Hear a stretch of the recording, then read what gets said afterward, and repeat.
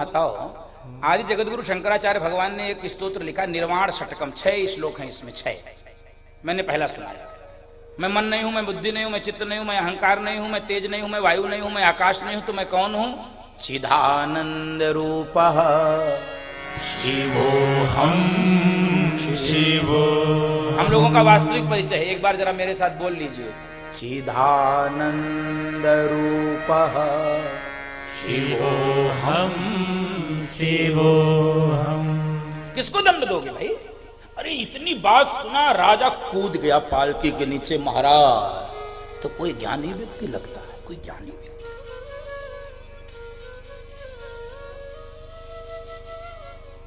देखो राजन, घटना बढ़ना, जीना मरना, ये सब शरीर का धर्म है, आत्मा का धर्म नहीं है। जायते अस्ति विपर्णमते वर्धते अपक्षीयते विनश्यति, ये सब शरीर का धर्म है, आत्मा से इसका कोई लेना देना नहीं है। इसलिए तो गीता में भगवान ने कहा, अर्जुन नैनम छिन्दन्ति शस्त्राणि नैनम दहति पावकः न चैनम क्लेदयन्त्यापो न शोषयति मारुतः। ये आत्मा तो अजर है, अमर है, इसको शस्त्र काट नहीं सकते, इसको अग्नि जला नहीं सकती, इसको वायु बहा नहीं सकती, इसको जल गला नहीं सकता। मैं सुख दुख नहीं भोगता, सुख दुख शरीर भोगता है, आत्मा तो नित्य है, शुद्ध है, बुद्ध है, मुक्त है। बंधु माताओं, सब बातें सुन लिया राजा रघुवर ने कहा, मैं सब बातें आपकी मान लिया, आप परम विद्वान हैं, आप जैसे संतों के चरणों का चरणोदक प्राप्त किए बिना जीव को बुद्धि विवेक नहीं मिल सकता, ये सब। लेकिन एक बात मुझे समझ में नहीं आई, क्या आप कह रहे थे कि मैं इंद्रिय नहीं हूं, मैं शरीर नहीं हूं, सुख और दुख तो शरीर भोगता है, आत्मा तो मुक्त रहती है। मैं एक प्रश्न पूछना चाहता हूं, जब इसी शरीर में आत्मा रहती है तो सुख दुख जब शरीर भोगता है तो आत्मा क्यों नहीं भोगती? प्रश्न ध्यान से सुनिए। आत्मा इसी शरीर में रहती है तो जब शरीर सुख दुख भोगता है तो आत्मा उससे कैसे वंचित रह जाती है? क्योंकि उदाहरण के रूप में समझाया राजा रघुगढ़ ने कि जैसे आग पर बटलोई रखिए, बटलोई, और उस बटलोई में पानी रखिए और पानी में चावल रखिए, तो परिणाम क्या होगा? ताप के संपर्क में आने से बटलोई गर्म होगी, बटलोई के संपर्क में आने से पानी गर्म होगा और पानी के संपर्क में आने से चावल पकेगा। यद्यपि चावल डायरेक्ट अग्नि के संपर्क में नहीं है, उसी प्रकार से शरीर में ही आत्मा रहती है। यदि सुख दुख शरीर भोगता है तो आत्मा कैसे वंचित रह जाती है? बड़ी तेज मुस्कुराए जड़ भरत जी, कहे सुनो राजन, ऐसे हो तो तुम ठीक ठाक होता, सत्संग की इच्छा से जा रहे हो, बाकी तुमने सब बात ठीक कही, बस उदाहरण तुमने ठीक नहीं लिया। कई बार हम लोग उदाहरण दृष्टांत ठीक नहीं लेते हैं, इसलिए सिद्धांत भी गलत हो जाता है। दर्शन कीजिए, हमारे उदाहरण गलत लेने से, एग्जाम्पल गलत लेने से हमारी थ्योरी, हमारा सिद्धांत भी हमारा गलत हो जाता है। उदाहरण ठीक लेना पड़ता है। कहे ये सावयव पदार्थ हैं, आपने जो बताया बटलोई, आग, चावल, पानी, ये सावयव पदार्थ हैं। सावयव का अर्थ जिसको देख सकते हैं, जिसको छू सकते हैं, जिसको चख सकते हैं, जिसको पहचान सकते हैं, वो सावयव पदार्थ हैं। हम अग्नि को भी छू सकते हैं, चावल को भी छू सकते हैं, लेकिन जिस आत्मा के लिए आपने इसको घटाना चाहा है वो आत्मा में ये उदाहरण घटता नहीं है, क्योंकि आत्मा को आज तक कोई देखा ही, आत्मा को कोई छुया है क्या? आत्मा को कोई पहचाना है क्या? नहीं बंधु माताओं, इसलिए ये उदाहरण ठीक है। धन्य है प्रभु, धन्य है।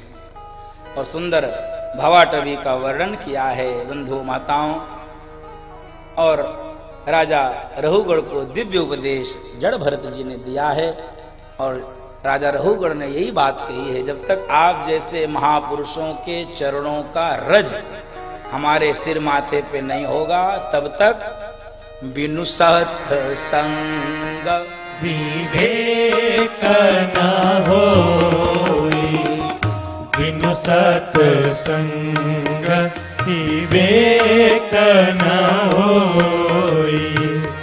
राम कृपा बिनु सुलभ न सोई, राम कृपा बिनु सुलभ न सोई। बार बार घड़ी देखना पड़ता। कल हमको लोग हड़का रहे थे, बहुत देर कर दिया आपने। हमने कहा कथा हम बोल रहे हैं, चिल्लाए हम रहे, देर तुमको हो रहा है। लेकिन ठीक, अब क्या करें, हड़का वही रोक रहे थे जिनसे अंतिम दिन हमको काम पड़ता है, क्या करें, उनको भी सुनना पड़ता। बोल भक्त वत्सल भगवान जय।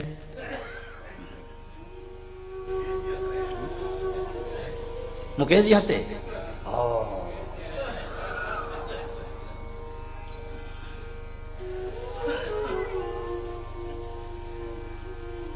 बंधु माता आगे परीक्षित जी ने कुछ खगोल भूगोल के बारे में पूछना चाहा है, तो सुखदेव जी ने कुछ खगोल भूगोल के बारे में बताना प्रारंभ किया और फिर उसी बात को बता रहे हैं कि इस भारत भूमि को ही कर्म भूमि कहते हैं, बाकी सब भोग भूमि है।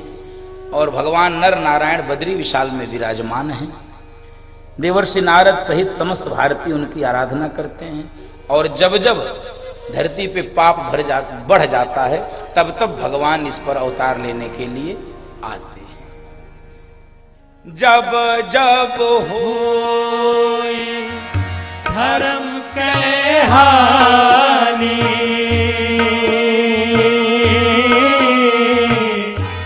बाढ़ई असुर अधम अभिमानी, राम सिया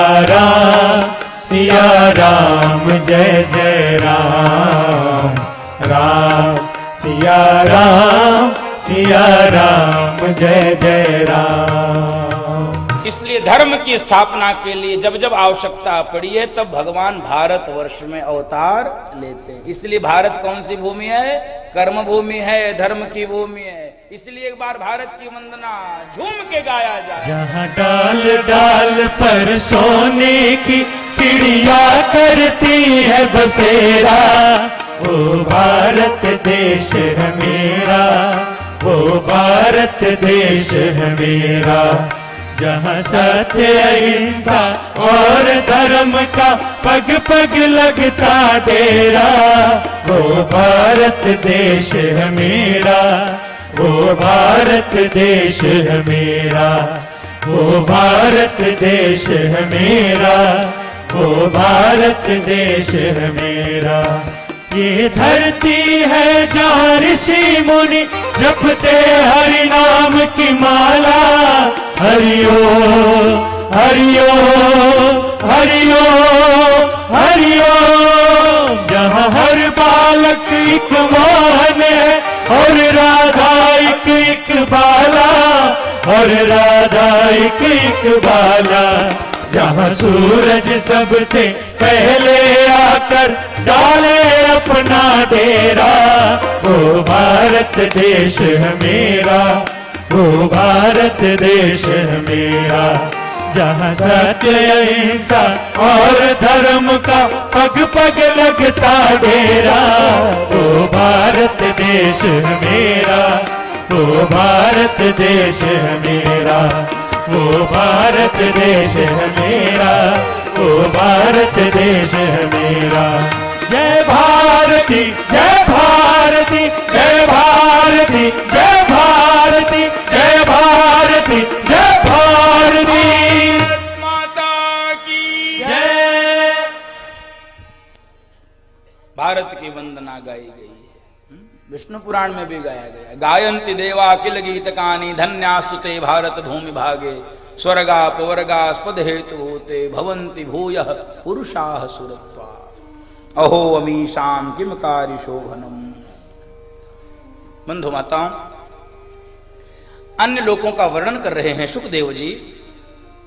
पूर्व में भी मैं बता चुका हूं कि 7 लोक नीचे 7 लोक ऊपर, अतल वितल सुतल तलातल रसातल महातल पाताल नीचे के लोग, भू भुवः स्वः मह जन तप और सत्य ऊपर के लोग, और पृथ्वी से 99,000 योजन नीचे यमराज की संयमन पूरी रहती है। और अब नरकों का वर्णन प्रारंभ किए कि 28 प्रकार के नरक होते हैं। तामिस्त्र, अंधतामिस्त्र, कुंभी पाक, वैतरणी, पर्णरोध, ऐसे 28 प्रकार हैं। नरकों को सुनते ही एकदम से परीक्षित जी कांप गए, क्योंकि नरकों का वर्णन बड़ा विभत्स है। तो कांपे, कहे कांपो नहीं, ये नरक क्यों बनाए गए जानते हो? जैसे कपड़ा साफ करने के लिए कपड़े धोबी घाट पे जाते हैं, जब हम साफ नहीं करते उसको पटक पटक के साफ, तो ये नरक ऐसे ही पटक पटक के हमको साफ करने के तो बहुत तेज डरे। कि बस हम ये पूछना चाहते हैं, इस नरक से बचने का कोई उपाय? एक ही उपाय है, क्या? यत् फलम नास्ति तपसा न योगेन समाधिना तत्फलम लभते सम्यक कलौ केशव कीर्तना। एक ही मार्ग है, भगवत नाम संकीर्तन। भगवत नाम संकीर्तन से प्राणी नरक से बच सकता है? हाँ। कहे उदाहरण, कहे सुनो। अजामिलोपाख्यान, कन्नौज में एक अजामिल नाम का ब्राह्मण रहता था, वेदपाठी ब्राह्मण था। एक दिन जंगल में समिधा बीनने के लिए गया और एक स्त्री को देख लिया, उसी से इसकी आसक्ति हो गई। इसीलिए मैंने आसक्ति की परिभाषा जो दी थी, मुझे सबसे सुंदर परिभाषा लगती है। जो कभी भी आसक्ति है, जो किसी में आसक्ति है, जो कैसे भी आसक्ति है, वो क्या है? आसक्ति। ये परिभाषा हमने सुनी थी ब्रह्मलीन स्वामी राजेश्वरानंद सरस्वती जी महाराज से। हाँ, बहुत जल्दी शरीर उनका पूरा हो गया। रामकथा के क्षेत्र में बड़ी क्षति हुई बंधु माता, क्षति हो गई। तो उसी स्त्री से रति हो गई और अंत में उसी स्त्री से इसने विवाह कर लिया और इसके 10 बेटे हुए। 10 बेटे। बंधु माताओं, संतों के कहने से इसने 10वें बेटे का नाम रख दिया नारायण। नारायण। और जब नारायण नाम इसने रख दिया तो नारायण नारायण बुलाने लगा। इसका हिसाब किताब पूरा हो गया। चित्रगुप्त ने हिसाब किताब बता दिया और ये यमराज के पास गया कि नहीं, इसका काम अब पूरा हो गया, इसने पर स्त्री के साथ ऐसा ऐसा ऐसा ऐसा ऐसा किया है और इसने तो ठीक है, वारंट कट गया। यमदूत गए इसको लाने। अब यमदूत जब गए, यमदूत जब इसको दिखे अजामिल को तो एकदम से डर गया। काल को देखते ही कौन न डर जाए? काल कपा देता है, नारायण नारायण नारायण नारायण नारायण, बचाओ बचाओ बचाओ। इतनी तेज चीखा नारायण नारायण, विष्णु के दूत आ गए। विष्णु के दूत प्रकट। तो यमदूतों ने देखा कि अरे ये तुम कहां से आ गए 4 चमकीले चमकीले। तो विष्णु के दूतों ने कहा तुम कहां से आ गए ये 4 काले कलूटे? कौन हो तुम? कहे हम यमदूत। तो तुम? कहे हम विष्णु के दूत। क्यों आए हो? इसका समय पूरा हो गया इसको लेने के लिए। तुम क्यों आए हो? विष्णु के दूतों ने कहा आए हैं इसको बचाने के लिए। अरे इसका समय पूरा हो गया, यमराज ने, धर्मराज ने भेजा है इसको लेने के लिए, इसको नरक जाना है। कह रहे रुको, कहां ले जा रहे हो? रुको, नहीं ले जा सकते। क्यों? तुमने सुना नहीं इसने मेरे स्वामी का नाम लिया, नारायण नारायण। अरे यमदूतों ने कहा महाराज कहां गलत फहमी में पड़े हो, ये तुम्हारे स्वामी का नाम नहीं ले रहा था, अपने बेटे का नाम ले रहा था। ये अपने बेटे का नाम ले रहा था। रुको, बेटे का नाम ले रहा।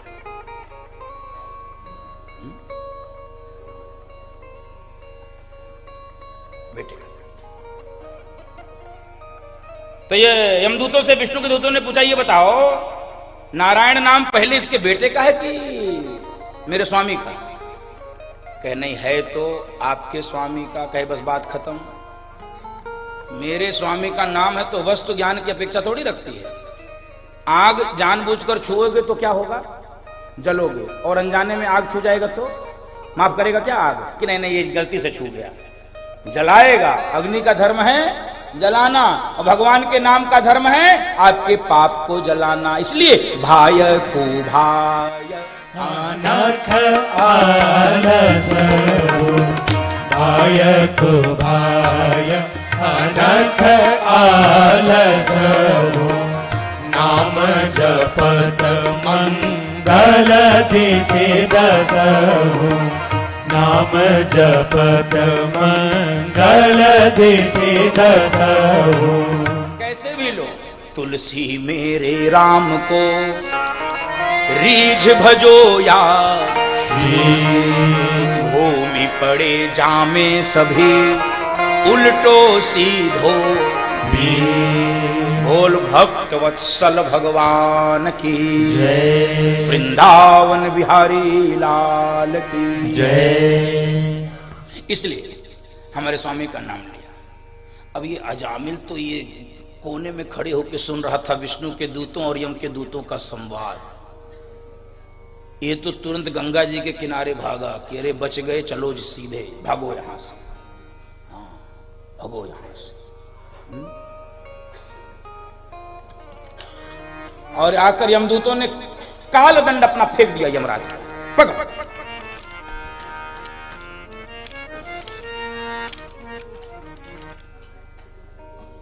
यमराज ने कहा क्या हुआ? कहे क्या क्या हुआ, क्यों ऐसी जगह हमको भेजते हो, इतनी बेइज्जती हमारी होती है, हुआ क्या? विष्णु को दूतों ने हमको डांट के भगा दिया। क्यों भगा दिया? कहे हम गए थे लेने के लिए अजामिल को, तो हुआ क्या? हुआ क्या? वो नारायण नारायण नारायण नारायण चिल्ला रहा था, नारायण नारायण। विष्णु के दूत आगे उसको बचा लिए, हमको भगा दिए, नारायण नारायण चिल्ला। अरे यमराज ने कहा धीरे बोल भैया, यदि तूने और तेज तेज बोला और नरक में पड़े लोगों के कान में भी यदि नारायण नाम पड़ गया, वो भी लुढ़क के स्वर्ग में पहुंच जाएंगे। कहां तू चक्कर में पड़ा है, कहां चक्कर में? ये भगवान के नाम की महिमा है बंधु माताओं। इसलिए कलयुग में, कलयुग केवल नाम आधारा, कलयुग केवल नाम आधारा। सुमिरी सुमिरी नर उतरहि पारा, सुमिरी सुमिरी नर उतरहि पारा। कलयुग में केवल नाम ही है वो नौका जो आपको भवसागर से पार करा देगी। तो कहे फिर भेजने ही क्यों थे हमको? कहे सुनो, ऐसे लोगों को मत लाया करो जिनके मुख से अनजाने में भगवान का नाम। तो लाना किसको है बंदो माताओं? तो यमराज कह रहे हैं उनको लाना है।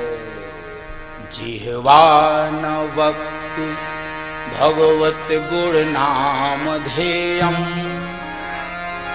चेतश्च न स्मरति तच्चरणारविन्दम्। कृष्णाय नो नमति अक्षिर एकदापि, तानानय धमसतो कृतविष्णु कृत्याम्। जिनके नाम से, जिनके जीव से हरिनाम नहीं आता, जिह्वा न वक्ति भगवत गुण नाम ध्येयम्।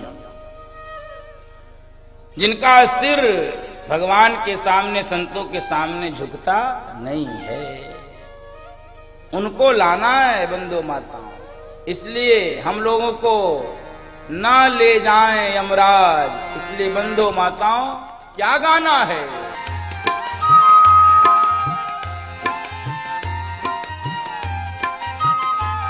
गोविंद गाले गोपाल गाले, गोविंद गाले गोपाल गाले।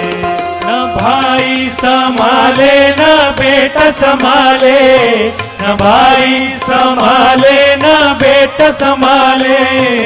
एक दिन करेंगे ये यम के हवाले, ये यम के हवाले। गोविंद गाले गोपाल गाले, गोविंद गाले गोपाल गाले।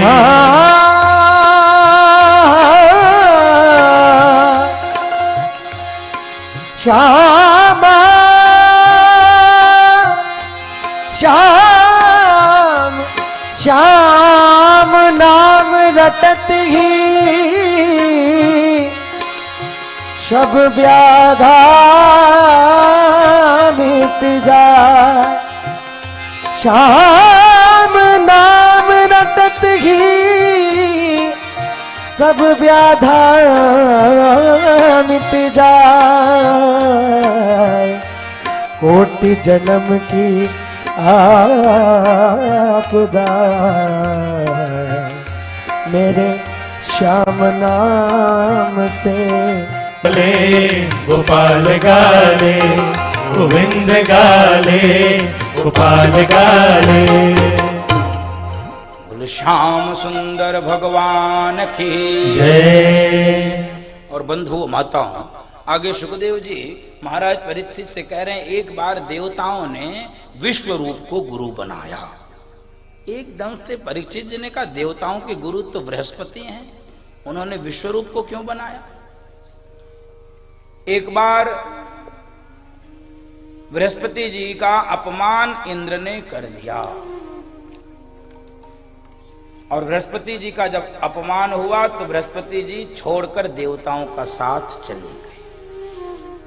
बहुत खोजे, बहुत ढूंढे, नहीं मिले।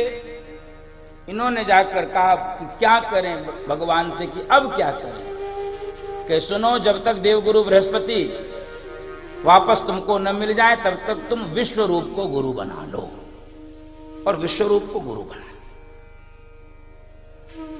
देवताओं ने प्रार्थना की, वैसे तो उन्होंने मना किया कि नहीं, हम ये काम नहीं करेंगे, इससे ब्रह्मतेज क्षीण होता है, लेकिन बहुत जब प्रार्थना की तो उन्होंने स्वीकार कर लिया और देवताओं को नारायण कवच का उपदेश दिया। और बंधु माताओं, ये नारायण कवच बड़ा महत्वपूर्ण है। जो भी इसका नित्य पाठ करते हैं उनके जीवन में जो विघ्न बाधा है वो समाप्त होती है। यज्ञ प्रारंभ हुआ देवताओं की शक्ति बढ़ाने के लिए, क्योंकि इसी बीच जब देवताओं से गुरु ही चले गए तो दानवों ने स्वर्ग पर कब्जा कर लिया। यहां तो देवताओं और दानवों में संघर्ष चलता रहता। तो विश्वरूप ने यज्ञ प्रारंभ करवाया तो देवताओं की शक्ति बढ़ाने के लिए, लेकिन चूंकि दैत्य इनके मामा जी लगते थे तो दैत्यों के लिए भी एक आध आहुति उसी में। इंद्र को क्रोध आया कि यज्ञ मेरे लिए, पुरोहित मेरे हैं, और इसमें दैत्यों के लिए आहुति, और क्रोध आया, इनके सिर काट दिया। 3 सिर थे विश्वरूप के, तीनों काट, ब्रह्म हत्या लग गई। इंद्र ने ब्रह्म हत्या को 4 भागों में बांट दिया। इंद्र को ब्रह्म हत्या लगी, इंद्र ने उसको 4 भागों में बांट दिया। पहला भाग दे दिया धरती को, जो ऊसर भूमि है, बंजर। दूसरा भाग दे दिया जल को, जो झाग है, फेल।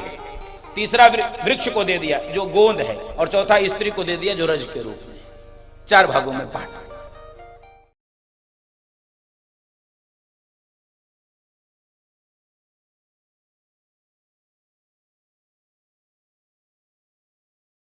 आनंद टीवी से जुड़ने के लिए आप हमें व्हाट्सएप करें 9277395752 पर।